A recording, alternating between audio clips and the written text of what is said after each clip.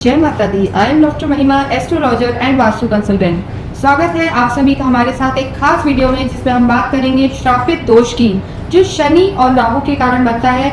जब भी चाहे गोचर हो या आपकी कुंडली, शनि और राहु एक ही हाउस में आ जाते हैं, एक ही भाव में आते हैं, तो श्रापित दोष, पिशाच दोष नाम से ही आप समझ सकते हैं कि कितनी नेगेटिव ऊर्जाओं वाला ये योग होता है। तो वो उसी योग की हम बात करेंगे। इस योग का सिंह राशि पर क्या प्रभाव पड़ेगा, लियोस पे क्या प्रभाव पड़ेगा, ये हम इस वीडियो में देखेंगे। देखिए, सबसे पहले हम देखते हैं कि सिंह राशि का चार्ट क्या कहता है।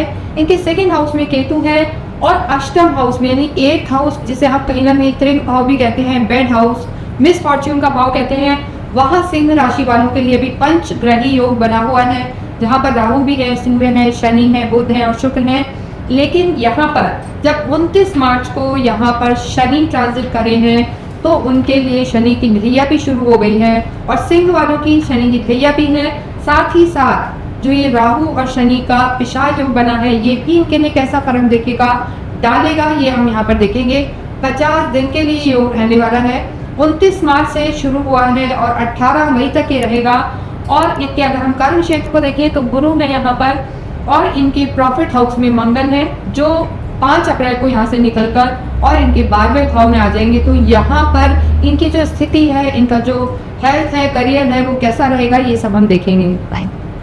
देखिए, लियो के जो स्वामी होते हैं सूर्य होते हैं, और ये जो पूरा वीडियो हम बनाते हैं ये ट्रांजिट के आधार पर बनाते हैं। इसे आप अपनी चंद्र राशि के आधार पर देख सकते हैं, यानी जहाँ आपके मून है वहाँ नंबर 5 लिखा है तो आप लियो हैं, और ये वीडियो आप ही के लिए है। अगर आपको अपनी राशि नहीं पता तो आप लग्न के आधार पर या अपने नाम के आधार पर भी इसको रिलेट करके देख सकते हैं।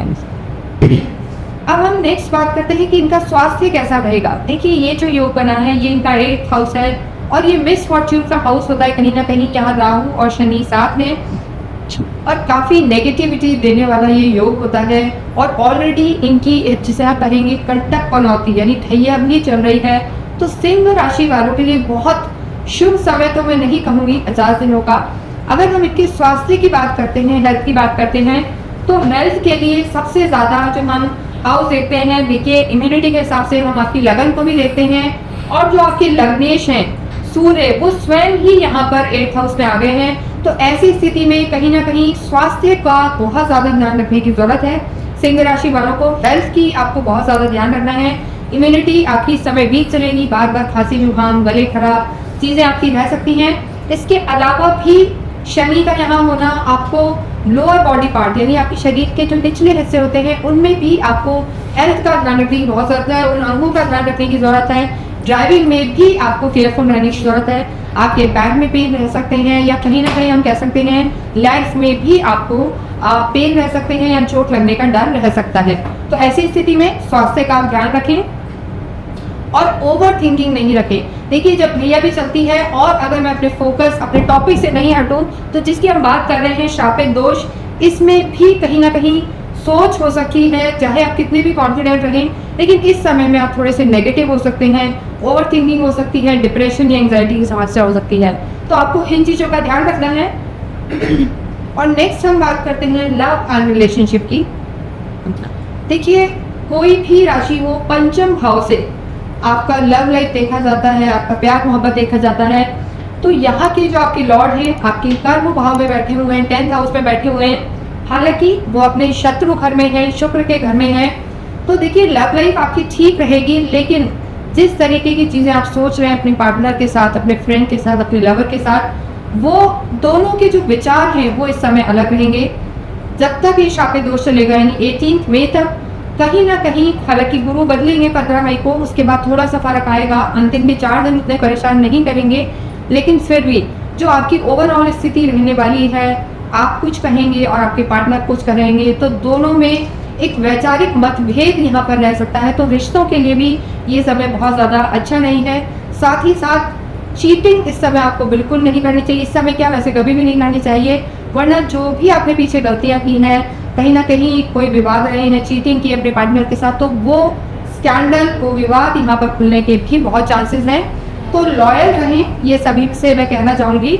और सिंह राशि वाले की नहीं, सभी को रहना चाहिए, लेकिन आपकी शनि की दृष्टि भी आप कहेंगे पंचम पर है, तो कहीं ना कहीं ये आपके लव लाइफ में डिस्टर्बेंस ला सकती है अगर आपने किसी भी तरीके से कुछ गलत करा है तो। साथ ही साथ किसी तीसरे व्यक्ति के कारण भी आपका रिश्ता बिगड़ सकता है, तो एक दूसरे पर विश्वास रखें, ये बहुत ज़रूरी है। नेक्स्ट हम बात करते हैं मैरिड लाइफ की। देखिए 7th हाउस जो होता है वहाँ से मैरिड लाइफ देखी जाती है, सप्तम हाउस मैरिड लाइफ देखी जाती है, और यहीं के जो लॉर्ड हैं शनि वो 8th हाउस में चले गए हैं। तो मैरिड लाइफ में भी सिंह राशि को सबसे ज़्यादा ध्यान रखने की जरूरत है। वाद विवाद की स्थिति बन सकती है, भ्रम की स्थिति बन सकती है, दोनों के वैचारिक मतभेद रह सकते हैं, हो सकता है सोशली चीज़ें अच्छी नहीं, लेकिन राहु जब तक यहाँ है तो ऐसे में आपको एक 50 दिन राहु और शनि का योग, और साथ ही साथ सूर्य भी हैं, तो 14 अप्रैल तक तो आपको बहुत ज़्यादा ध्यान रखने की ज़रूरत है। और उसके बाद 18 मई तक ये दोष कहीं ना कहीं आप में मिसअंडरस्टैंडिंग क्रिएट कर सकता है, ट्रस्ट इश्यूज ला सकता है जो इतने समय से बने हुए थे, लेकिन अब वो ला सकता है। तो सही रास्ते पे चलें, किसी के कहने पे ना आए, और छोटी मोटी बातों को आप अवॉइड करें तो आपकी मैरिड लाइफ ठीक रहेगी। कोई भी सिंह राशि वाले, लियो वाले अगर इस समय वैवाहिक बंधन में बनना चाह रहे हैं, शादी के लिए जाना चाह रहे हैं, तो मैं कहूँगी थोड़ा सा रुकें। एटलीस्ट गुरु जो यहाँ है जब बदलेंगे तो आपकी, देखिए गुरु का यहाँ आना आपकी लव लाइफ पे भी दृष्टि डालेगा और आपकी मैरिड लाइफ को भी ठीक करेगा। तो अगर आप कोई पर्सनल लाइफ को लेके बड़े डिसीजन लेना चाह रहे हैं तो थोड़ा सा रुकिए, वही आपके लिए बेहतर होगा। नेक्स्ट हम बात करते हैं आपके करियर की, बिजनेस की। देखिए 10th हाउस जो होता है वहाँ से कर्म देखा जाता है, यहाँ गुरु विराजमान है। हालांकि गुरु नैसर्गिक सुख देने वाले होते हैं, तो कर्म यहाँ पर आपका ठीक नजर आ रहा है, लेकिन राहु की दृष्टि और शनि, एक चीज में कहना चाहती हूँ, इस पूरे 50 दिनों में किसी भी गलत तरीके का काम आपको नहीं करना। स्मार्ट मनी बनाना या किसी का इसकी टोबी उसके साथ, या जो हम कहते हैं कि शॉर्ट मनी, स्मार्ट मनी, या गेमिंग जोन, और हम कह सकते हैं सट्टे, बैटिंग, इन सब चीज़ों में सिंह राशि को बिल्कुल नहीं जाना, वरना आपके कार्य में भी आपको धोखा हो सकता है, नुकसान हो सकता है। इसके साथ साथ ही आपको इस समय, पूरे ही समय, कोई भी नया काम, जैसे आप सोचेंगे हम नया एक्सपेंशन कर लेते हैं, कोई काम कर लेते हैं, सोचते हैं, वो भी आपको नहीं करना। स्मार्ट मनी में नहीं जाना, स्पेक्युलेटिव बिल्कुल नहीं होना, और किसी को पैसा भी उधार नहीं देना। इस चीज़ का आपको बहुत ज़्यादा ध्यान रखना है। अगर आप ये सब एहतियात रख के चलते हैं, शांति में चीज़ें डील करते हैं, तो आपकी चीज़ें, आपका कर्म ठीक रहेगा। नेक्स्ट हम बात करते हैं स्टूडेंट्स की। देखिए विद्यार्थियों के लिए भी चीज़ें ठीक है, लेकिन अचानक से उनका मन डाइवर्ट हो सकता है। विद्यार्थियों का, अच्छे खासे स्टूडेंट्स हैं, पढ़ रहे थे बहुत लंबे समय से, अचानक उनको लगेगा ये लाइन बेकार है, साइंस से कॉमर्स ले लूँ, कॉमर्स तो साइंस ले लूँ। तो जिस चीज़ में आप थे उसमें से आप परिवर्तन करना चाहेंगे। विद्यार्थियों का भी माइंडसेट ऐसा होगा कि मैं ये नहीं कुछ और कर लूँ। तो इन तरीके की चीज़ों को भी आपको ध्यान रखना है, और वो विद लो, यानी जिस जगह पे जो काम कर रहे हैं वही करें। गुरु और राहु के बदलाव के बाद ही स्टूडेंट्स भी अगर अपना कोई लाइन बदलना चाह रहे हैं, कोई एग्जाम देना चाह रहे हैं, तो उसके बाद ही इन चीज़ों में जाए। नेक्स्ट हम बात करते हैं स्पिरिचुअलिटी की और भाग्य की। देखिए स्पिरिचुअल आप होते हैं, गुरु जो आपके हैं, गुरु की दृष्टि है आपकी सीधी सुख भाव पे भी है, तो आध्यात्मिक तो आप रहेंगे, और ढैया भी चालू हो गई है, और अष्टम भाव में पंचग्रही योग बनना, तो हो सकता है अचानक आपको बहुत पैसा मिले, बड़ा हुआ धन मिल सकता है, या इन-लॉज की तरफ से कोई फायदा हो सकता है, कहीं कोई पुराने इन्वेस्टमेंट की वो हो सकते हैं। और ये जो समय होता है, इतने सारे ग्रहों का, राहु का भी स्पेशली यहाँ बैठना, उच्च के शुक्र का बैठना, आपका ध्यान कहीं ना कहीं ऑकल्ट की तरफ जा सकता है। कुंडली, विद्याएं, ब्लैक मैजिक, या कहीं ना कहीं सुपर नेचुरल पावर्स की तरफ आप अट्रैक्ट हो सकते हैं। तो हर सिक्के के दो पहलू हैं, तो ये चीज़ आपको यहाँ फायदा भी दे सकती है, आपका ज्ञान बढ़ाने वाला भी ये चीज़ें हो सकती हैं। लेकिन इल्यूजन में नहीं जाना, डाउट्स में नहीं जाना, ज्ञान पे जाना है, इस चीज़ का ध्यान रखें। और आपके भाग्येश जो हम कहेंगे मंगल है, और मंगल आपके लाभ भाव में है, तो 5 अप्रैल से पहले तो समय काफ़ी अच्छा, लेकिन उसके बाद मंगल नीच के हो जाएंगे तो व्यय बढ़ सकता है, आपका खर्चे बढ़ सकते हैं। तो अननेसेसरी के खर्चे ना हो, और इन्वेस्टमेंट भी सोच के करें 50 दिनों में, और किसी भी हायर एंड रिस्क पर नहीं जाए, ये आपको ध्यान रखना है।